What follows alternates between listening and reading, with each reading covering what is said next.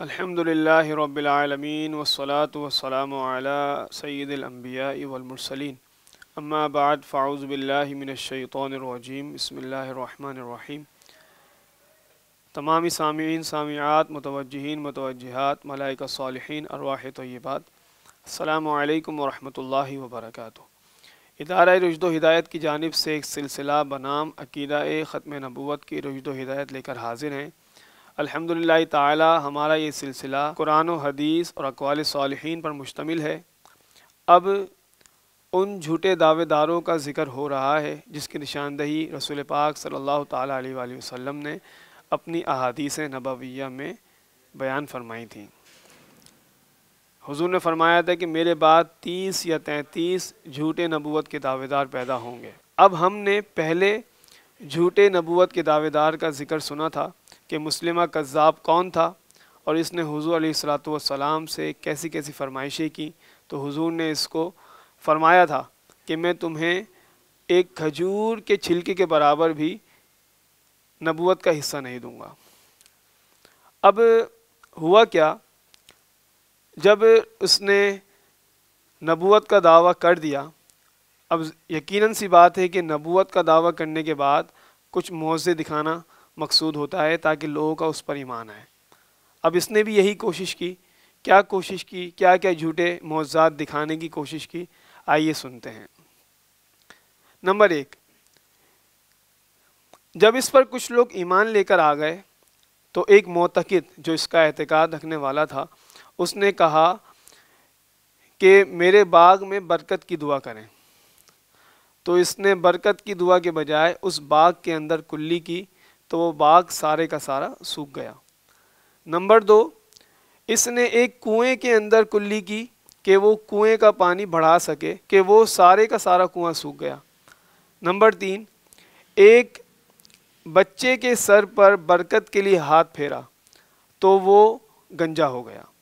Number 4، ایک دودھ والی بکری، یعنی کہ جو بکری دودھ دیتی ہے، اس کے اوپر ہاتھ پھیرا تو اس کا دودھ ہی سوکھ گیا۔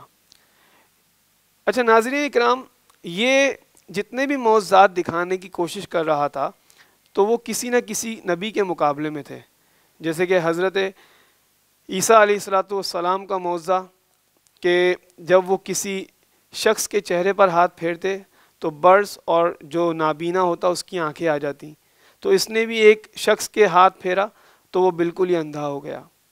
حضور علیہ السلام کا معجزہ تھا کہ حضور علیہ السلام نے ایک کنویں کے اندر کلی فرمائی تو کھارا پانی میٹھا ہو گیا، تو اس نے اسی مقابلے کے اندر ایک کنویں کے اندر کلی کی تو وہ کنواں ہی سوکھ گیا۔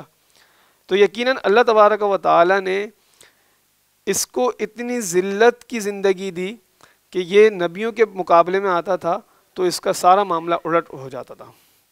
اب ایسا کیوں ہوتا تھا؟ کیونکہ وہ سچے رسول اور نبی کے مقابلے میں آ رہا تھا اور اپنے جھوٹے معجزات دکھانے کی کوشش کر رہا تھا۔ یہ بات یاد رکھنی چاہیے کہ معجزات جو ہیں وہ ایک قوت کا نام ہے جو اللہ تبارک و تعالی اپنے پیارے حبیب اور تمام انبیاء اکرام علیہم السلام کو عطا فرماتا ہے تاکہ وہ اپنی قدرت اور اپنی رحمت کو ظاہر کر سکے اور اس کو بیان کر سکے۔ اب جب جھوٹے نبوت کے دعوے دار اس کے مقابلے میں آتے ہیں تو یقیناً منہ کی کھاتے ہیں اور ذلیل و رسوا ہوتے ہیں۔ اب معاملہ کیا ہوا؟ اس کا خاتمہ کیا ہوا؟ ذلت کی موت مرا کیسے؟ آئیے سنتے ہیں۔ خلیفہ بلا فصل سیدنا صدیق اکبر رضی اللہ تعالی عنہ نے 13,000 صحابہ اکرام کا لشکر تیار کیا جو کہ مسلمہ کذاب کے 40,000 فوجی لشکر کے مقابلے میں تھا، اور گھمسان کی جنگ ہوئی، بہت شدید لڑائی ہوئی، تو تمام صحابہ اکرام جو حضور علیہ السلام کے صحابہ تھے انہوں نے مسلمہ کذاب پر فتح پا لی۔ اب یہ پورا لشکر سیدنا خالد بن ولید رضی اللہ تعالی عنہ اس کے امیر تھے۔ جب ایسا معاملہ ہو گیا تو حضرت وحشی رضی اللہ تعالی عنہ نے مسلمہ کذاب کا سر قلم کیا، اس کو قتل کیا، اور مسلمانوں نے اس فتنے سے نجات پائی۔ اور جو لوگ اس کے معتقد ہو چکے تھے، جو اس پر ایمان لا چکے تھے، انہوں نے سیدنا صدیق اکبر رضی اللہ تعالی عنہ کے ہاتھ پر بیعت کی اور اسلام لائے اور ہمیشہ اسی پر قائم رہے۔ ایسا کیوں ہوا؟ یاد رکھیے گا، جو بھی رسول پاک صلی اللہ تعالیٰ علیہ وآلہ وسلم کے مقابلے میں آنے کی کوشش کرے گا، آئے گا نہیں، آنے کی کوشش کرے گا، اللہ تبارک و تعالیٰ اس کو دنیا اور آخرت میں ذلیل کر دیتا ہے، کیونکہ وہ رسول پاک صلی اللہ تعالیٰ علیہ وآلہ وسلم وہ ہستی ہیں جو محبوب خدا اور سب سے پیارے رسول۔ اسی طریقے سے ایک اور نبوت کا جھوٹے دعوے دار اسود انسی، یہ یمن کا رہنے والا ایک باشندہ تھا، اور اس نے بھی رسول پاک صلی اللہ تعالیٰ علیہ وآلہ وسلم کی ظاہری حیات کے اندر ہی نبوت کا دعویٰ کیا، اور کچھ عیسائیوں نے اس کی بھرپور مدد کی، مالی اور قوت، مالی اور جانی ساری قوت اس کے اوپر صرف کی تاکہ یہ حضور علیہ السلام کے مقابلے میں کھڑا ہو سکے۔